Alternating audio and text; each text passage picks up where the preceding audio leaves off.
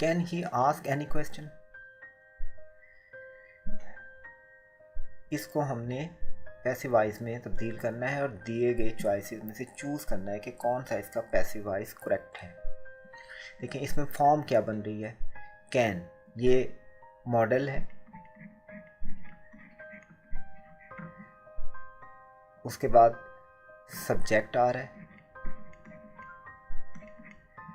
फिर वर्ब की first form है, फिर ये इसमें ऑब्जेक्ट है, यानी कि मॉडल, सब्जेक्ट प्लस वर्ब की फॉर्म और ऑब्जेक्ट। देखें ये एक्टिव वॉइस के अंदर फॉर्म है हमारे पास, modal plus subject plus verb की फर्स्ट फॉर्म प्लस ऑब्जेक्ट।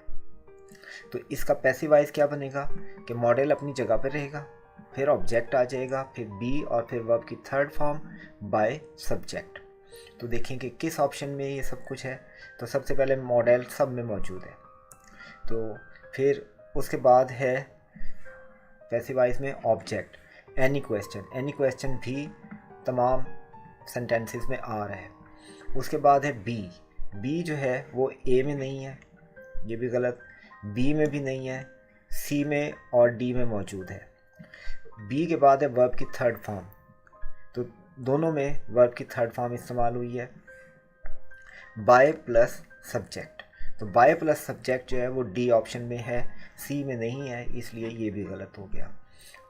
तो इस क्वेश्चन में डी ऑप्शन को देखें कि ये modal plus subject, modal plus subject और plus object, modal plus object plus be plus verb की third form by plus object, जो कि यहाँ पर पिछले सेंटेंस का यानी कि मेन सेंटेंस का सब्जेक्ट होगा। सब्जेक्ट इसमें ही था, ये ऑब्जेक्ट बनकर आया है हिम।